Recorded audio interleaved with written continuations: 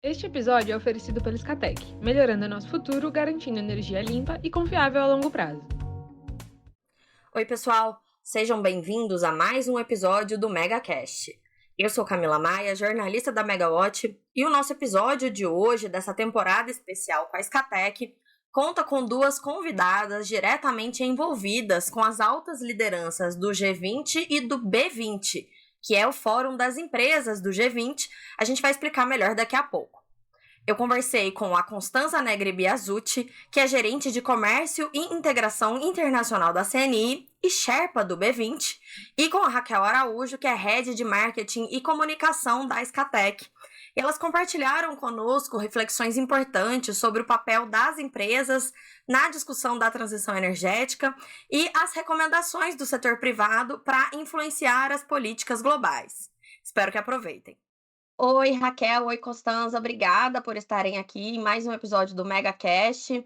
E eu vou iniciar, então, pedindo para vocês se apresentarem. Raquel, que já está com o microfone destravado aí. Raquel, começa, se apresenta. Quem é Raquel Araújo e por que a gente está falando com você hoje?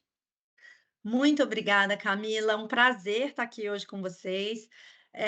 Raquel, eu sou a Head Global de Comunicação, Marketing e Engajamento da Scatec e responsável de comunicação e relações com o governo para a Scatec Brasil, e Latam. Fico muito feliz de estar aqui hoje, principalmente com a nossa convidada, que é a Constanza, porque participei ativamente aí dentro das discussões do B20, que a gente vai falar um pouquinho hoje, e no Comitê de Transição Energética e Clima. Então, um prazer estar aqui e estar trazendo, né, esse tema aqui para os seus ouvintes aí. Obrigada. Obrigada, Raquel. Constanza, então, você pode se apresentar para os nossos ouvintes? Obrigada, Camila. Um prazer estar aqui com vocês. Obrigada pelo convite. Um prazer também estar junto com Raquel. Eu sou Constança, lidero a área de Comércio e Integração Internacional na CNI, na Confederação Nacional da Indústria, aqui no Brasil, mas esse ano também tive e tenho ainda a função adicional de ser Sherpa do B20. Muitos devem se perguntar o que é essa palavra estranha. Na verdade, Sherpa é uma palavra que vem das origens das pessoas que ajudam a subir o Himalaia, que orientam o caminho, e é um termo técnico de jargão que se utiliza para a função da pessoa que coordena os trabalhos, seja no âmbito governamental, no G20, seja no âmbito do grupo de engajamento do B20. Muito legal. Eu conheço o termo Sherpa por causa do Himalaia por conta daquele livro, né, No Ar Rarefeito. Então, quando eu vi o seu cargo, eu ainda imaginei que fosse alguma coisa relacionada. É bem interessante o uso do termo. E outra questão que as pessoas acho que também não conhecem é o B20, né. Você pode explicar pra gente o que que é? Claro. O B20 é o grupo empresarial, o braço empresarial do G20. Então, para conhecer o B20, primeiro precisamos entender o que é o G20. O G20 é o grupo dos países, das maiores economias, e é um grupo de muita relevância, tem se transformado ao longo dos últimos anos mais importante ainda, não só porque reúne os países de maior desenvolvimento, maiores economias, senão porque também no seio desse grupo existem países com diferentes tamanhos, países emergentes, países desenvolvidos e dois blocos econômicos. A União Europeia faz parte do G20 e, mais recentemente, a União Africana também forma parte desse bloco. Então, desde o início da criação do G20, foram se formando grupos da sociedade civil, do setor empresarial, grupos que têm como objetivo principal dar inputs e recomendações de prioridades para esse fórum governamental. E talvez o último comentário, Camila, que vai nos ajudar depois a entender, é que o G20 é um fórum que não possui um secretariado permanente fixo, uma organização, e ele tem uma rotatividade na sua presidência. O mesmo acontece com o fórum do B20, não existe uma secretaria permanente, e cada vez que os países têm a presidência, as organizações da sociedade civil, do setor privado, também acabam tendo a coordenação e a presidência desses grupos. O caso do B20 se trata do fórum mais expressivo, ele existe bem desde o início e, na nossa edição, ele reuniu mais de 1.200 representantes do setor privado dos países do G20. Nossa, é muita coisa. E aí a Escatec tá entre as empresas do B20, né, Raquel? Sim, a gente participou ativamente das discussões do Comitê de Transição Energética e Clima, contribuindo com empresas provenientes de outros países desses mencionados aqui pela Constança, para fazer para dar uma diretriz e terminar aí com um relatório final com algumas recomendações, de uma forma bem ampla, né? Porque somos empresas de diversos setores e diversos países, mas a Escatec esteve presente nessas discussões e foi bastante rica. Eu quero aqui parabenizar a, a, a CNI nisso, porque foi bastante rica essas discussões mesmo. São pontos difíceis, né? Quando a gente tem interesses de países provenientes de. A gente tem produtores de óleo e gás, a gente tem proveniente, países distintos, China, temos o Brasil, temos a Noruega, então foi bastante. O papel do Sherpa nessa condução aí foi bastante importante para a gente conseguir finalizar um relatório, e contribuímos ativamente nessa redação. Muito legal isso. E eu acho muito interessante como que a discussão de transição energética e inclusão social é forte agora dentro da discussão do G20 em si, né. E aí, Constança, eu queria entender como que a presidência brasileira do G20 afeta essas discussões, então, do B20, porque eu entendo que o Brasil também, então, esteve na presidência do B20 esse ano, certo? E aí, como que o Brasil liderando, né, eu sei que o Brasil deu um peso grande para a inclusão social e para a transição energética, qual que foi a sua visão disso?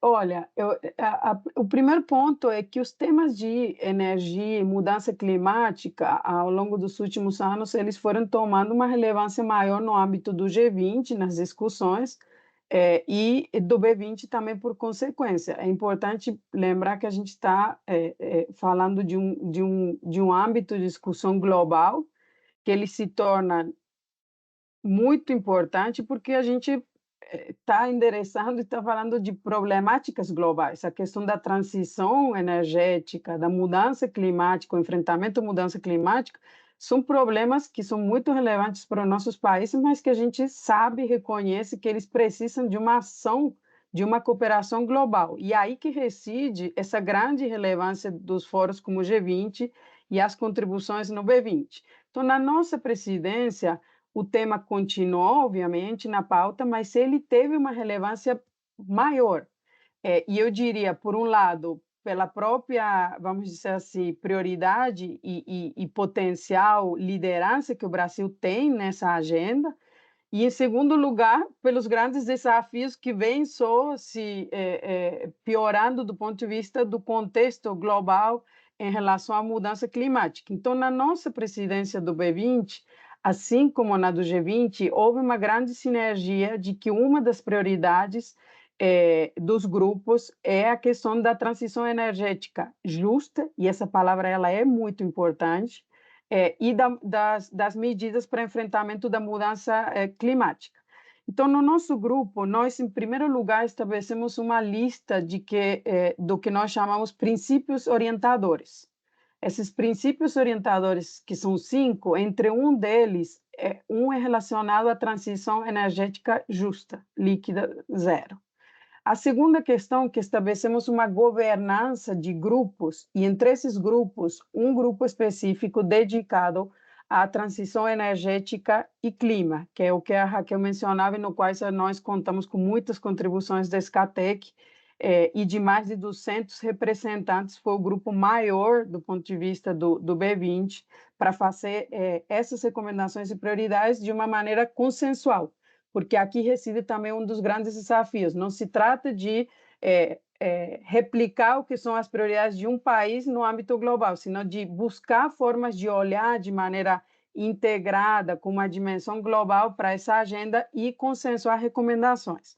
E a segunda questão é que nós criamos também um grupo de uma força-tarefa de finanças e infraestrutura, e que talvez aqui cabe também uma ressalva, na nossa presidência, esses dois grupos trabalharam muito alinhados, porque quando nós falamos dos grandes desafios para a transição energética justa, nós sabemos que existem vários desafios do ponto de vista de financiamento. Então, ambas duas forças-tarefas se debruçaram para olhar esse processo de recomendações, e eu diria ainda mais, teve, vamos dizer assim, spillovers, efeitos positivos que foram surgindo ao longo do B20, de que outras forças-tarefas, como, por exemplo, a Força-Tarefa de Educação e Emprego, que tradicionalmente olhava questões muito mais tradicionais da agenda trabalhista, olhou a questão da transição energética também, do ponto de vista de como que eu preparo as competências e crio uma força de trabalho que já olha e acompanha esse processo de transição. Então, aqui a mensagem principal é que o tema da transição energética e da mudança climática perpassou os trabalhos dos diferentes grupos e ele trouxe um olhar muito integrado para essas soluções e propostas que o B20 elaborou com esses diferentes países e que entregamos tanto ao presidente Lula, como presidente do G20, como aos diferentes grupos ministeriais do G20 que tratam do assunto. Do ponto de vista de quem participou ativamente dessas conversas, isso foi muito interessante, porque a gente teve a oportunidade de trazer algumas discussões práticas, né? A questão de parceria internacional nesse ponto, de como parcerias internacionais elas podem contribuir para uma transição justa, ele foi levantado. Então, não só, por exemplo, parcerias entre governos, mas sim setores privados, instituições financeiras, como, por exemplo, no caso BID, o Banco Interamericano, ou até mesmo na Noruega, o caso do Norfund, que é o fundo norueguês. Então, para a gente falar, bom, vamos fazer com que essas parcerias elas possam, né, compartilhar esse conhecimento e recurso para a aceleração de projetos de energia renovável, né? E outro ponto também, a gente trabalhou com alguns temas de quais são os obstáculos para isso acontecer. Então, a gente fala muito, né, de transição justa, mas existe uma série de barreiras, né? E discutimos bastante essas barreiras também. E como a Constança mencionou, a questão de solução financeira foi extremamente debatida e levada. Chegou num ponto que a gente estava discutindo no relatório, e a gente levantou essa questão, não só a gente, mas outras empresas também. Poxa, mas o que está sendo discutido no comitê de financiamento? E aí o chairman, o Ricardo Mussa, da Raizen, ele falou, não, então a gente vai na próxima reunião já trazer esses inputs desse outro grupo, porque entendemos que para a gente falar de transição energética justa, a gente precisa de discutir financiamento.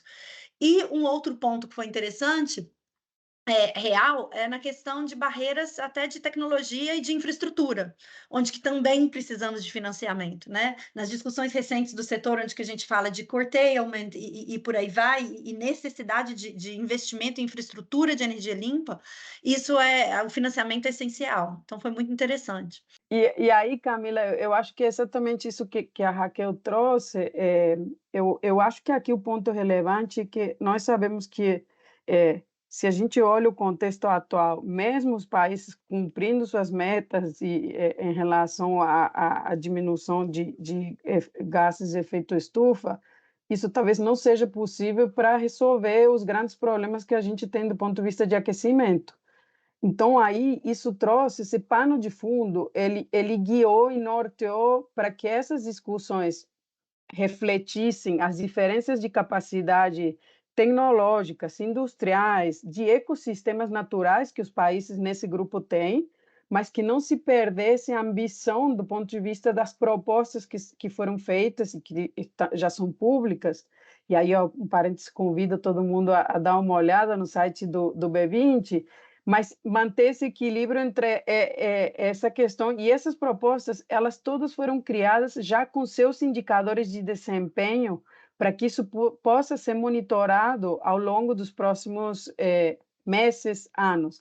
E aí, talvez, dando aqui uma visão geral, as 3 recomendações principais residem em acelerar o uso e o desenvolvimento do portfólio de energias renováveis para descarbonização, e isso é olhando o meio prazo e o longo prazo, 2030 e 2050, dobrar a taxa média anual global de eficiência energética. Então, aqui a gente já vê o complemento dos 2 lados da moeda, vamos dizer assim, dessa agenda. E, em terceiro lugar, o grupo também elaborou recomendações ligadas à promoção de soluções climáticas naturais que sejam eficazes para mitigar essas mudanças climáticas e melhorar a biodiversidade. Então, de alguma maneira, essa série de propostas, juntas com as outras propostas adicionais que a Raquel mencionava aqui, de questão de financiamento, de que eu preciso garantir uma participação maior do setor privado para alavancar esse financiamento público e que eu preciso criar aspectos regulatórios que façam com que essa infraestrutura e esses financiamentos cheguem a se tornar realidade. Se a gente olhar esse leque de propostas, nós temos um roteiro fundamental para esse desenvolvimento dessa agenda e para conseguir, não que seja fácil, mas ter um roteiro aí para ir acompanhando ao longo dos próximos anos nessas agendas globais, mas também diria para dentro dos nossos próprios países. Vocês até já responderam a pergunta que eu ia fazer, em era a relação dessa questão das recomendações, né, da transição energética justa. E eu achei muito interessante, porque a gente sabe que é um grupo muito diverso, são muitos países que têm realidades muito distintas, economias distintas e interesses distintos, então chegar num lugar comum é muito complicado. E aí, por isso que a minha questão agora é como que então o setor privado consegue influenciar as políticas do G20 em si, porque a gente acompanhou agora recentemente também a reunião dos ministros de, energia, né, dos países do G20, e foi bastante complexo ali chegar num consenso, conseguiram chegar no primeiro consenso aí nos últimos anos, né, que vinha tendo alguma dificuldade, mas aí a gente sabe que quando vai para o ambiente dos líderes, dos chefes de estado do G20, já fica um pouco mais difícil essa situação, por conta dessas orientações diferentes, mudanças geopolíticas, né. Então, como que as empresas conseguem influenciar? Até porque vocês estão falando aí também na questão do financiamento, muito financiamento público de um lado, mas tem países como o Brasil que não tem espaço para ter tanto financiamento público assim, né. A gente precisa de muito investimento, de muito crédito privado também. Então eu sei que o setor privado consegue influenciar bastante, né, as decisões dos governos. Como é que vocês enxergam isso? Eu acho que do nosso lado, a empresa ela tem 2 formas, bom, tem diversas formas, mas eu gostaria aqui de ressaltar 2, né. A primeira é como ator econômico, né, a gente trabalha para aumentar a atratividade dos investimentos em energia renovável. Então esse é um ponto, assim, crucial. E o segundo é como que a gente trabalha junto aos governos para que, a gente possa advogar aí por umas políticas públicas que sejam favoráveis e que auxiliem, porque muito bem como a Constança mencionou, não adianta só a gente trabalhar como ator individual, a gente já trabalha num ecossistema onde que a gente tem um contexto regulatório que precisa de um apoio muito grande de políticas públicas, né, que sejam favoráveis à expansão dessa energia renovável. No primeiro ponto, eu acho que como ator, né, para aumentar essa atratividade do investimento, a gente tem que olhar para dentro da casa. Como é que a gente tem que ser competitivo de custo? Como que a gente pode trabalhar a inovação tecnológica para que essas inovações tenham baixo índice de emissão e que levem em consideração na sua tomada de decisão fatores socioeconômicos do contexto ao qual eles estão, para fazer com que esses projetos tomem escala e sejam mais viáveis. Então esse é um ponto, de uma maneira bem assim genérica. Do segundo ponto, que é a questão de trabalhar em parceria com os governos, e aí, como você bem colocou, Camila, esse foi talvez o grande aspecto de dificuldade que a gente tem quando as discussões elas são muito amplas, com os distintos países com realidades distintas, porque não necessariamente uma tecnologia específica no Brasil, ela será a mesma tecnologia renovável que se faça mais sentido no Egito, por exemplo, né? Eu falo isso pela própria questão da Escatec. A gente é uma empresa que trabalha 100% em energia renovável, multitecnologias, só que no Brasil a gente foca prioritariamente em energia solar, energia eólica onshore, e estamos discutindo para baterias.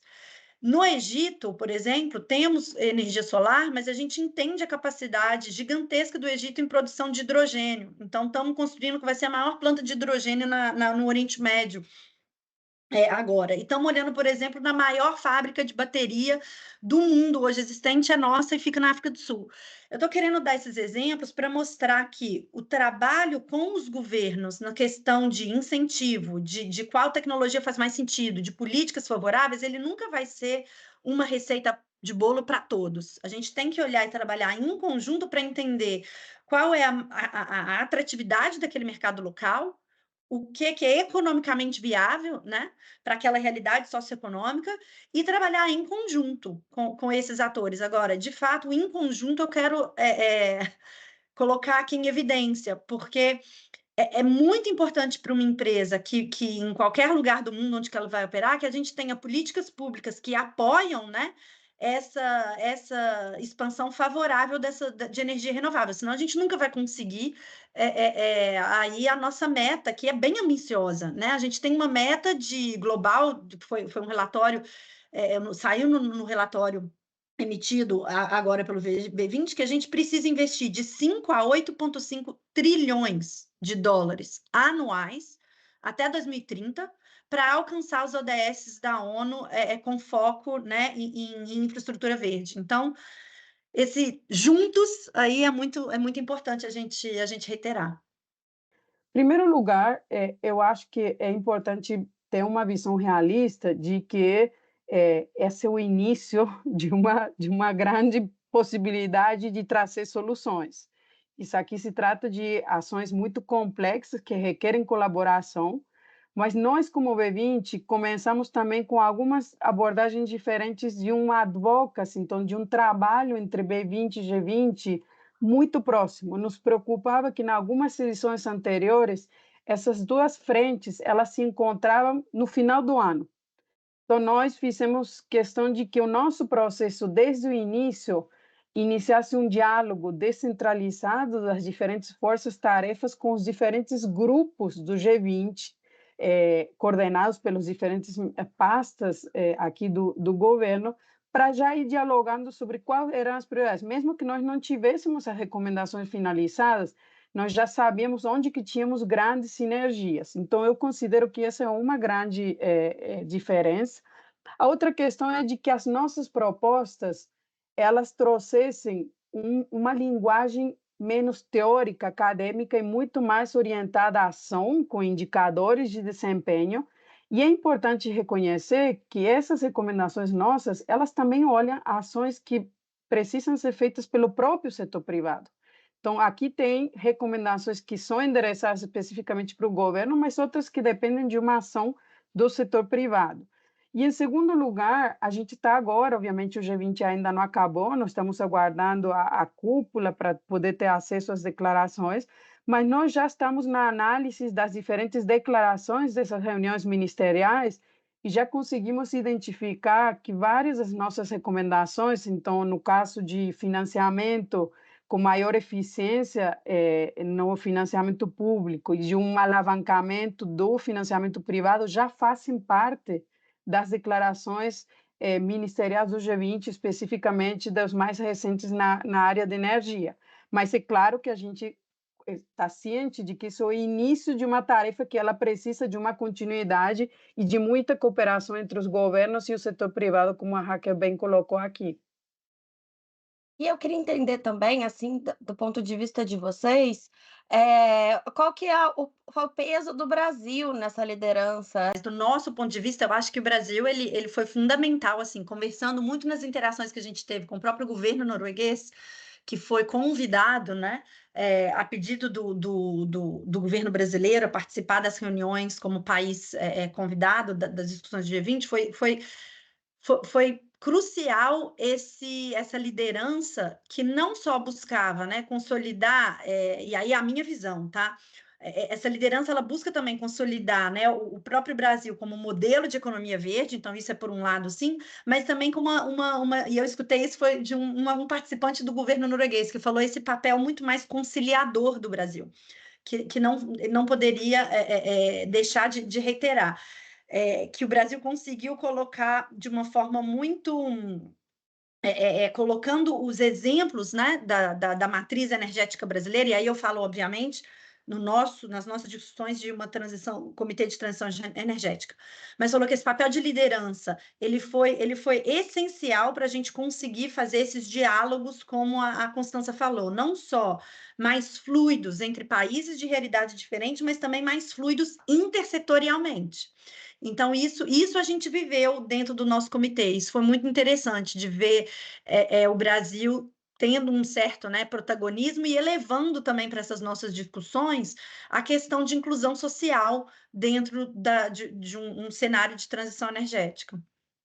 Eu concordo muito com a avaliação da Raquel. Eu acho que a liderança natural que o Brasil tem nessa agenda, e que permitiu e facilitou muito o avanço desse tema na pauta, o avanço para que esse tema ficasse de uma maneira sólida, no nosso caso do B20, das propostas, mas eu acho que também é importante reconhecer que ele não se limitou a só esse tema, permitiu que nós conseguíssemos incluir as diferentes dimensões, vamos dizer assim, da transição do ponto de vista das fontes de energia, mas ao mesmo tempo de um olhar e de uma mirada mais profunda para essa questão da transição, que reconhece que ela tem uma dimensão econômica fundamental, mas que, ao mesmo tempo, reconhece que ela traz consigo uma dimensão socioeconômica e de desenvolvimento relevante para o país, para o mundo, e ainda mais um terceiro aspecto, essa liderança e do Brasil no tema natural e essa vanguarda, vamos dizer assim, não deixou de lado os desafios que o Brasil tem também quando a gente olha o marco regulatório, as capacidades de inovação e tecnologia, que ainda são relevantes para que toda essa liderança e esse potencial natural possa se traduzir ainda mais em avanços concretos do ponto de vista de desenvolvimento econômico do país.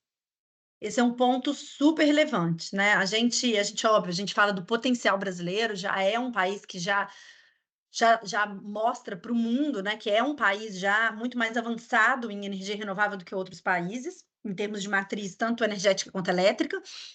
Mas esse ponto levantado agora, ele é crucial, né? Algumas incertezas regulatórias, questão de alguns fatos de fato de incentivo que às vezes dificulta o financiamento, né? Esse financiamento local.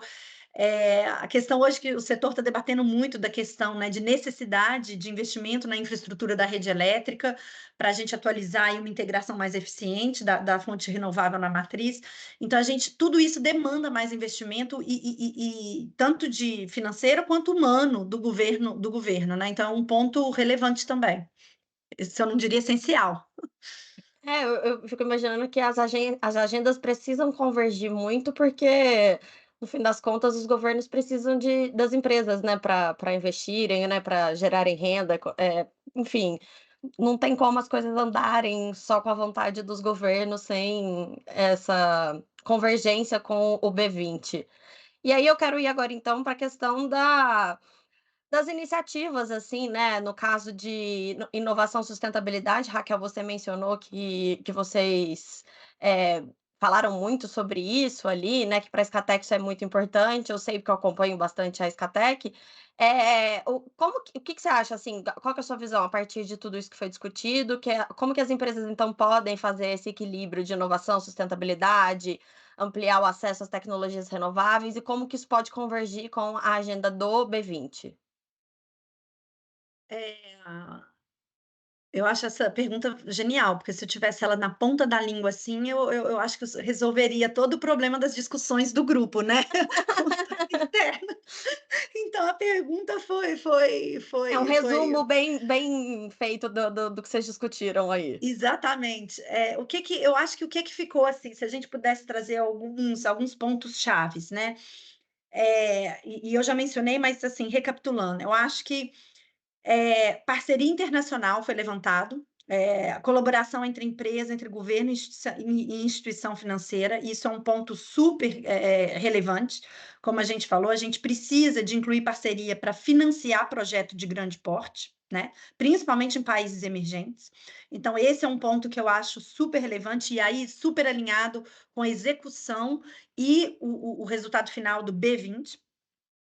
Eu acredito que um outro ponto, que eu já falei também, mas resumindo, que foi um acordo final, é a necessidade de políticas públicas que apoiem uma transição energética mais célere, e eu acho que aqui que é o ponto. O nosso CEO, ele cansa de falar, a gente tem feito muito, mas a gente precisa fazer mais e mais rápido, Então, isso foi um consenso também. Precisamos de políticas de apoio que sejam elas de diversas formas, sejam por meio de incentivo fiscal, ou tarifa de energia limpa, ou padrões ambientais claros, e aí o Brasil lidera nisso também, mas eu digo em outros países também, que seja mais claro esses critérios, né, de padronização de meio ambiente, de licenciamento e tudo, então isso também foi levantado, políticas públicas claras.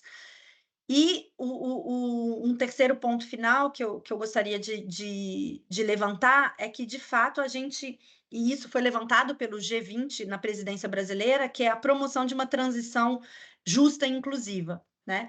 E aí eu vou falar um exemplo da Scatec, eu menciono, a gente falando de energia, de investimentos em projetos, né, sociais, a gente, por exemplo, Mendubim foi um exemplo, né? O nosso projeto em parceria que fizemos no estado do Rio Grande do Norte, a gente chegou localmente, fez um assessment local e entendeu que existia uma demanda muito grande para trabalhar a mão de obra feminina. As mulheres, nesse assessment inicial que a gente fez, levantou-se essa questão. E quando a gente viu, essas mulheres não tinha escola local, não tinha apoio para elas poderem trabalhar. Então, nós, junto com parceiros locais, que é o Instituto Tecnológico Brasil, ITEC, a gente resolveu desenvolver um curso e treinar essas mulheres. E hoje essas mulheres foram mais de 200 mulheres treinadas, muitas delas trabalharam no projeto, hoje o projeto já está em construção e elas estão trabalhando em outras empresas. Então, essa ideia das empresas entenderem o papel delas também para promover essa inclusão nessa transição foi uma conclusão também essencial dentro desse comitê. Então, Bom, acho que, resumindo, eu colocaria esses 3 pontos: parceria internacional, políticas públicas de apoio e essa promoção de uma transição mais inclusiva. e Constanza, então, assim, agora também fazendo um balanço de tudo que você experienciou aí, né, nessa jornada como Sherpa do B20, nessa presidência do Brasil, que legados que fica, quais que são as perspectivas para os próximos anos? O que vocês vão deixar de legado? Essa é uma pergunta muito importante, Camila, porque com essa dinâmica, vamos dizer assim, do próprio fórum ter a sua rotatividade, é uma grande preocupação de como a gente não perde esse potencial e a gente garante um impacto que, ao longo dos diferentes anos. Então, nós, na presidência do B20, esse ano, decidimos complementar o trabalho de recomendações de políticas e ir além com uma estratégia de legado. E essa estratégia de legado, de maneira resumida, nossa, a que a gente estabeleceu, ela se resume em 3 pilares. O primeiro pilar do nosso legado é do B20 para o B20. Então, a gente está, desde metade do ano, já em um contato muito próximo com as nossas contrapartes e colegas da África do Sul, que será o próximo país a presidir o G20. Então, com eles, nós já estamos trabalhando para não só compartilhar a experiência e a complexidade de como a gente se coordena e se organiza um B20, mas como que a gente garante que, de alguma maneira, se evite essa questão de ter que reinventar a roda e se foque mais numa continuidade das temáticas e recomendações que já foram elaboradas nessa edição. É claro que cada presidência tem sua autonomia e é muito importante que isso aconteça para colocar algum foco em temáticas que são relevantes para eles, mas que, ao mesmo tempo, a gente, ao invés de desenvolver novas recomendações, nós consigamos fazer um monitoramento daquelas com os indicadores que a gente criou. E aí, obviamente, esses 2 grupos, mas não só ligados à transição energética, clima e finanças, tem um potencial muito grande de que a gente veja uma continuidade nos trabalhos na edição da África do Sul. Em segundo lugar, nós estabelecemos segundo pilar do legado, que é do B20 para a sociedade. E aqui a gente buscou complementar as recomendações com ações concretas, tangíveis, com projetos que nós selecionamos a partir de alguns critérios de desenhos, e no nosso summit, que aconteceu agora em outubro, nós apresentamos 7 iniciativas de legado para a sociedade. Se trata de uma espécie, eu chamo eles de bens públicos, projetos que servem para a comunidade empresarial do B20, mas também além. E aqui eu gostaria de ressaltar um desses projetos, ligado em parceria com a Bloomberg Nef, e esse projeto ele chama B20 Hub. E aqui é uma plataforma que desenvolvemos em parceria para monitorar e identificar as diferentes recomendações do B20 na edição do Brasil ligadas à mudança climática, à transição e a finanças, e, ao mesmo tempo, identificar melhores práticas de políticas em países do G20 que endereçam essas recomendações que nós elaboramos. Então, é o início de uma plataforma com o objetivo que ela vai ser atualizada ao longo das próximas presidências. E lá, por último, mas não menos importante, é o nosso pilar do B20 para o Brasil. Muitas vezes, a gente, depois desses projetos, essa presidência tão abrangente, fica como uma experiência, bom, e aí o que ficou para o Brasil após tudo isso? E aqui nós estamos, nesse momento, iniciando a elaboração de uma estratégia e um documento que vai resumir 10 temas prioritários a partir das recomendações do B20, mas nos colocando as lentes do Brasil para que a gente olhe quais são as oportunidades, desafios que ainda o Brasil tem nessas temáticas, qual que é o ambiente regulatório do Brasil em cada uma dessas 10 temáticas e para que a gente elabore uma série de recomendações adicionais que derivam dessas recomendações do B20. Então, aí nós colocamos muito foco nessa questão do legado, porque entendemos que o projeto do B20 já nos trouxe ganhos importantes e ainda pode trazer mais para o B20, comunidade empresarial, mas também para a comunidade empresarial do Brasil e para o país como um todo. E a gente espera que realmente traga esses ganhos, né, e que na próxima edição, no próximo ano, então, esse legado que vocês vão deixar, eu achei bem interessante isso, essa plataforma, que continue, né, avançando aí, né, nessas medidas, porque como acho que a Raquel disse, a gente está fazendo pouco, a gente tem que fazer muito mais e muito mais rápido, a gente sabe disso. Meninas, obrigada, então, pela participação de vocês aqui no MegaCast. Vocês querem deixar algum recado final? Vamos juntos fazer mais e mais rápido. E obrigada, nesse sentido, agradecer aí mais uma vez a CNI e na pessoa da Constanza. Constanza, foi um prazer contribuir no grupo no comitê. De fato, foi um esforço gigantesco e eu vejo a diferença já da edição passada para essa. Então, parabéns, parabéns e que esse legado seja colocado na prática. Não, eu que agradeço, Raquel, pela participação da Escatec, também no seu nome. O que faz a diferença é ter membros representantes ativos contribuindo, e também aqui a Camila, a possibilidade da gente compartilhar. É muito importante esse trabalho tão rico e tão importante, embora às vezes ele não traz os resultados no dia seguinte, eles são fundamentais para melhorar o nosso marco de políticas aqui no Brasil, no mundo. Então, considero uma possibilidade, uma oportunidade muito importante contribuir e compartilhar mais sobre esse trabalho. Ótimo. E eu fico muito feliz que é uma entrevista tão importante que eu estou fazendo e com 2 mulheres aí na liderança, né, então também é um motivo Esse também foi adicional. um tema muito importante, com muita relevância na nossa presidência. A gente conseguiu, e aqui mais a título, porque eu acho que é muito importante, nós conseguimos aumentar a participação feminina, tanto nas lideranças do B20 como nas forças-tarefas, e um dos outros legados das 7 iniciativas que eu mencionei diz respeito a um compromisso para a África do Sul e as próximas presidências continuar melhorando a participação feminina no âmbito do B20. Muito importante mesmo. Ótimo, gente. Obrigada. Obrigada, Obrigada. obrigada. E esse foi o nosso episódio de hoje do MegaCast. Até a próxima.